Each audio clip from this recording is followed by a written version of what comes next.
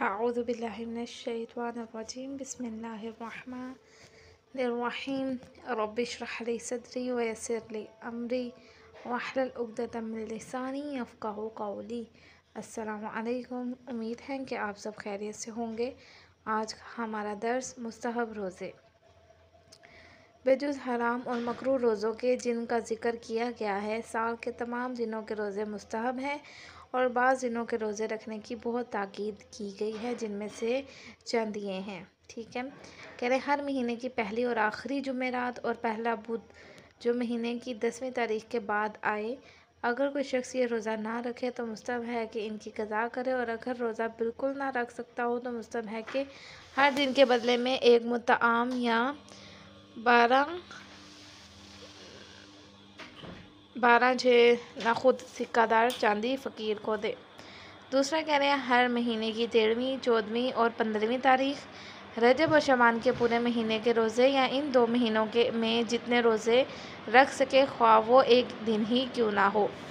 ईद नौरोज़ के दिन, शवाल की चौथी के 9वें तारीख तक, ज़िलक़अदा की 25वीं और 19वीं तारीख, ज़िलहज्जा की पहली तारीख से 19वीं और पहली तारीख से 9वीं तारीख यौम अरफा तक। लेकिन अगर इंसान रोज़े की वजह से पैदा होने वाली कमज़ोरी की बिना पर यौम अरफा की दुआएं ना पढ़ सके तो इस दिन का रोज़ा रखना मकरूह है। 18 ज़िलहज्जा यानी ईद सईद, ईद गदीर के दिन उसके बाद 24 ज़िलहज्जा यानी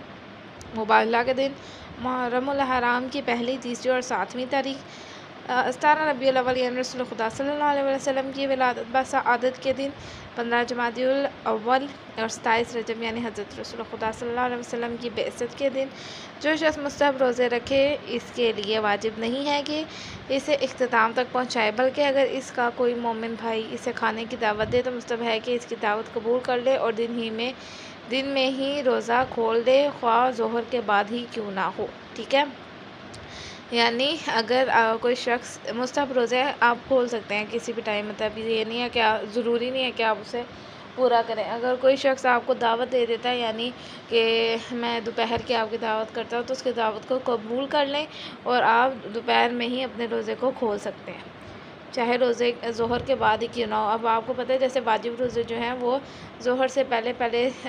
ताकि ही उनकी मतलब कर सकते हैं, लेकिन ज़ोहर के बाद उन्हें पूरा करना होता है।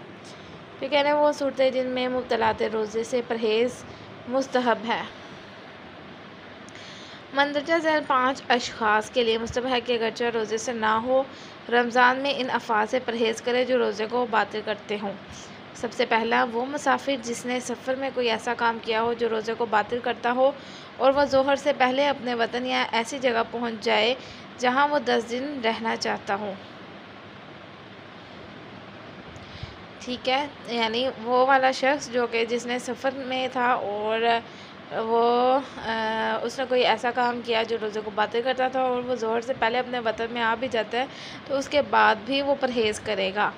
कि कोई भी ऐसी काम ना करे जो कि रोज़े को बातिल करता हो।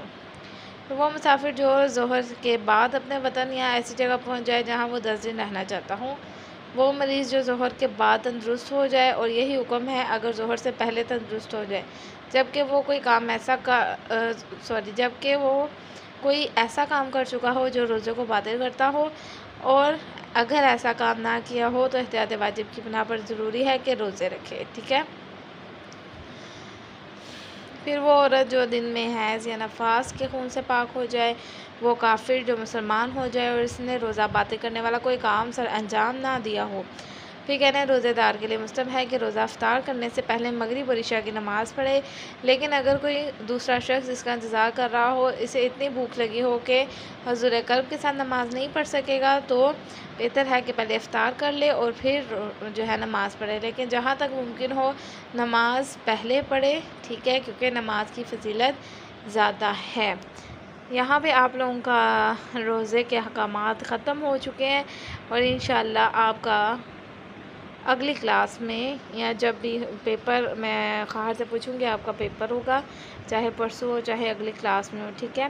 कुछ समझ में ना आया हो, किसी भी तरह का पिछला भी कोई सवाल हो तो आप मुझसे पूछ